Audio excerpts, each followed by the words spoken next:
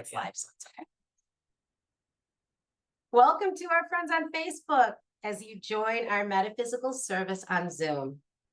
I'm Reverend Renee Ray, a minister with the Institute for Spiritual Development in Oneonta, and I'm so glad that you decided to join us today.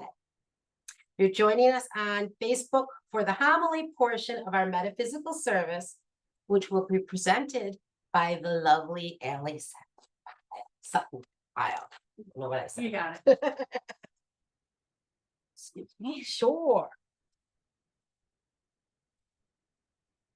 Hi, everyone. Hi. Give me a second. I said it was more. Before I begin, please know that this has a little bit of a sensitive topic, but it has a good point about healing. Good morning and welcome to the Institute for Spiritual Development. Today I will be talking about the foundation of our organization, our principles. I'm just going to focus on one that impacted my life in a positive way.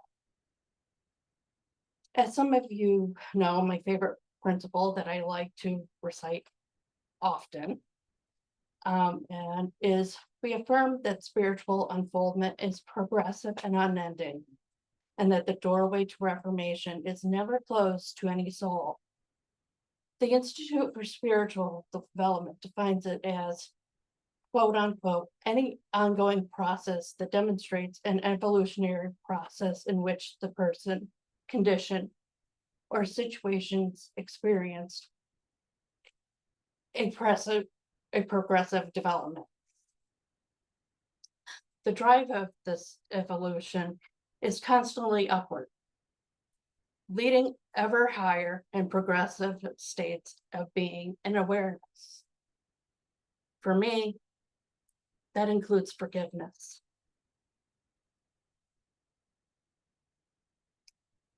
Personally, I've been working on healing 4 types of trauma in my life: vicarious trauma, generational trauma, those little micro traumas from, being bullied and, stubbing your toe.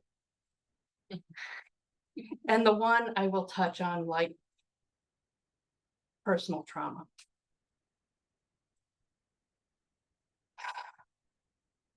I was sexually assaulted by a coworker and former friend.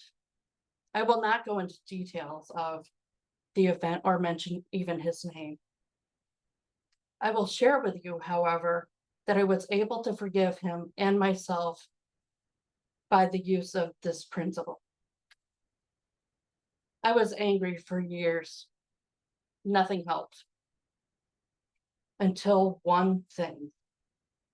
Seeing the principle of the Institute for Spiritual Development, I took a hard look at the doorway to reformation. It's never closed to any soul. Then I thought about what it meant to me. Forgiveness.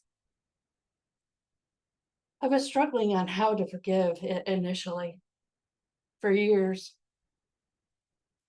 Now I can say I have. Whenever I thought of him, I would just say that principle aloud to myself. I thought the doorway to reformation is never closed to any soul, then he has a choice. The decision to evolve and use his misuse of me to become a better person.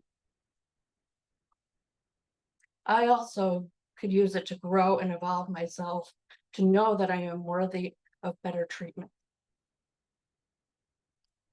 and respect of myself and others. In the Bible, it says to love your enemies, for they know not what they do, and to judge not, or they will be judged. So while I will choose not to love him, I can leave it to God to judge him and the situation which happened, and lean on forgiveness in regards to this principle.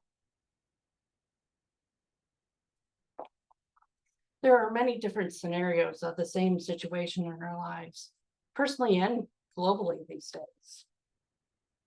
So, here comes the activity portion. I'll take a couple of volunteers to come up and share a principle that resonates with them. So I'm opening up the floor to whoever would like to come up or online, discuss a principle. Joanne? Cards there, if you need one, to look at them again. Yeah, I can share them. I guess I was didn't understand I would be doing this. I kind of got told in the drive up that I might be asked to do this. Good morning.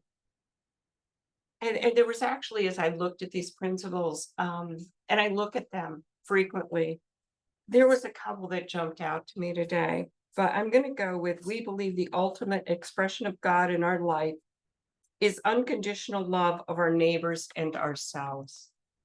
We are living in a very disruptive and a divisive time. If you watch the news, maybe some of you avoid it, there's hatred. There's genuine hatred that's taking place in our country, and I find it extremely disturbing and upsetting.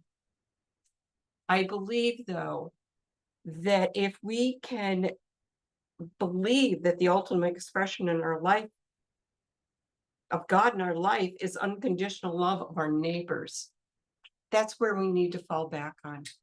We need to love our neighbors. Maybe they don't believe the way we believe. Maybe they're not going to vote the way we're going to vote. But ultimately, in the end, this is very divisive. And the thing that needs to come together is we need to find a way to have unconditional love of everyone, which also brings us to, this is the other one. We believe that the highest morality is contained in the mandate, do unto others as you would have them do unto you. So think about what you're saying. Think about your actions and how would you feel if that was happening to you. I'm going to leave you with that. Thank you, Joanne, our Director of Healing. Anyone else? No? Okay. Oh, Melissa?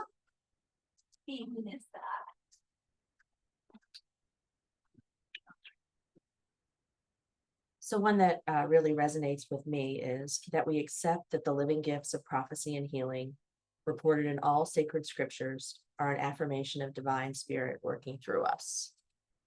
Through my involvement with the Institute for Spiritual Development, that's what led me to my own journey with intuitive development and to become an energy healer. And that the divine spirit is always working with me in my interactions with others, whether it's a healing session or just a daily interaction, is something that grounds me deeply in my spirituality. Thank you, Melissa. What may happen to one person can be a ripple effect out into the world. What can we do about it?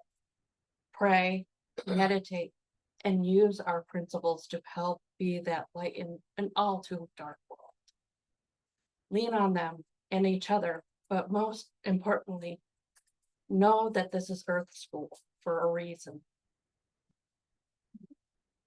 Again, thank you for your attention and tuning in today. I hope those online will join us on Zoom, or you can do so by visiting the Institute for Spiritual Development Oneonta website at www.isdoneonta.org. Thank you and have a wonderful day. Exactly.